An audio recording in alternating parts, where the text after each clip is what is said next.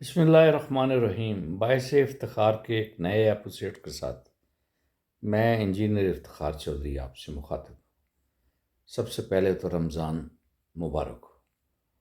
کل میں مولانا اسحاق کو سن رہا تھا کہ یہ جو کنسیپٹ ہے ہمارا کہ رمضان میں شیطان کو بند کر دیا جاتا ہے اور دوزخ کے دروازے بند کر دیے جاتے ہیں اور جنت کے دروازے کھول دیے جاتے ہیں، تو انہوں نے ایک بڑی زبردست بات کی کہ بابا جنت یہ کوئی ایسی بات نہیں، یہ ویسے ہی کہا جاتا ہے، معنوی طور پہ کہا جاتا ہے کہ جنت تو دروازے اس وقت بند ہو گئے جب قیامت آئے گی اور سارے لوگ اپنی قبروں سے اٹھ کے اس میں جائیں گے۔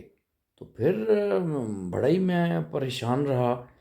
میری عمر 68 ایئرس ہے اور بڑی عمر ہو گئی ہے۔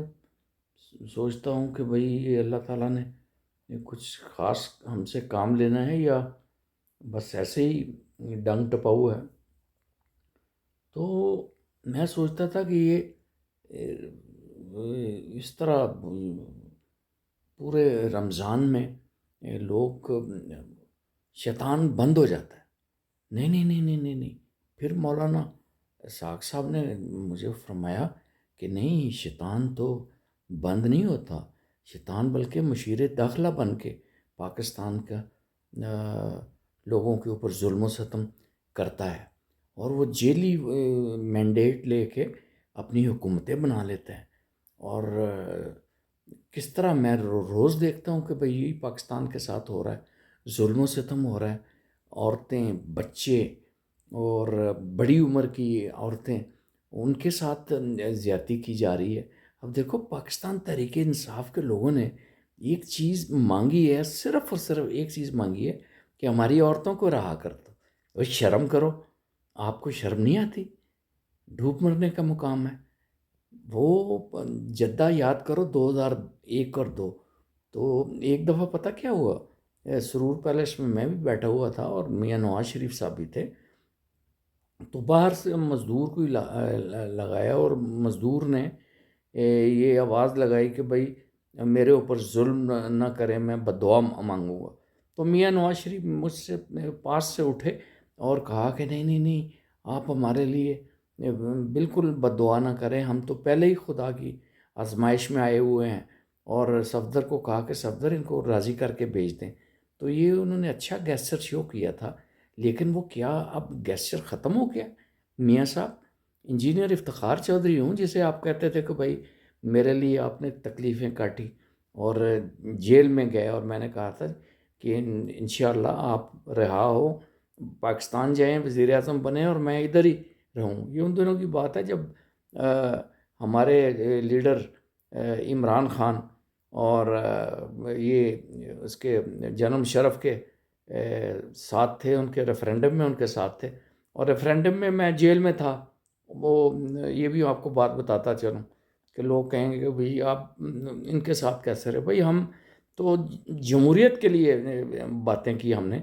تو میاں صاحب، میں آپ سے درخواست کروں گا، آپ یہ کہتے ہیں نا، آپ نے مجھے میسج لکھ کے بھیجا تھا 2013 میں کہ مجھے بتائے how can I help serve you, کہ میں آپ کی کیسے افتخار صاحب مدد کر سکتا ہوں۔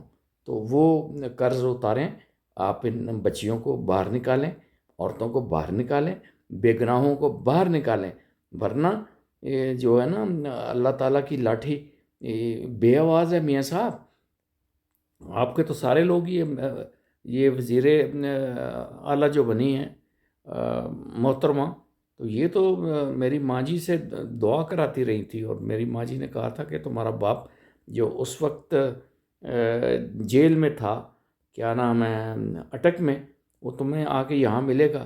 یاد ہے آپ کو ارشد خان مرحوم جو ہے، وہ لے کے ان کو آئے تھے۔ تو آپ کیوں نہیں کرتے ایسا کام؟ نہ کریں، اور یہ آپ کو زیب نہیں دیتا، اور آپ کا جو ہے، میں سمجھتا ہوں کہ آپ سنگ دل نہیں ہیں۔ تو میں آپ سے اپیل کرتا ہوں کہ رمضان میں کہ ایسا کام نہ کریں۔ اور میں سیدھی سی بات ہے، گجروں کا بیٹا ہوں، میں نے آپ کو کہا تھا کہ ہم کسی سے مانگتے نہیں ہیں، لیکن یہ ہے کہ آدھا ولی ہوتے ہیں ہمارے خاندان کے لوگ. ہم نے بری امام کی بھی خدمت کی ہے. ہم نے میاں محمد بخش ہماری فیملی سے ہیں، جس کی وہ عبدالرزاق جامی صاحب آپ کو سنایا کرتے تھے، جو کہ نیچیاں دی اشنائی کولوں فیض کسے نے پایا. جناب میں آپ سے آپ کو کبھی نہیں کہوں گا کہ بھائی آپ نیچ ہیں، بلکہ اس وقت کیا نام ہے عبدالرزاق جامی صاحب یہ میاں محمد بخش کا کلام سنا کے وہ چودھری شجاعت کے لیے کہہ رہے تھے کہ نیچیاں دی اشنائی کولوں نہیں فیض کسے پایا. جناب وہ بھی سلامت رہیں، آپ بھی سلامت رہیں. تو یہ کام کریں، ان کو جو ہے نا ان بچیوں کو نکالیں، چودھری اجاز کو نکالیں، اپنے میرے دوست عمر چیمہ کو نکالیں. تو آج کا ویلاگ اسی پہ ختم کرتا ہوں. یہ بات کوئی نہیں، ویلاگ کیا ہے، میں نے آپ سے باتیں کرنی ہوتی ہیں، اور میری باتیں آپ کو پتہ ہے بڑی پیاری ہوتی ہیں. میاں صاحب آپ بھی بہت ذوق اور شوق سے سنا کرتے تھے. شکریہ.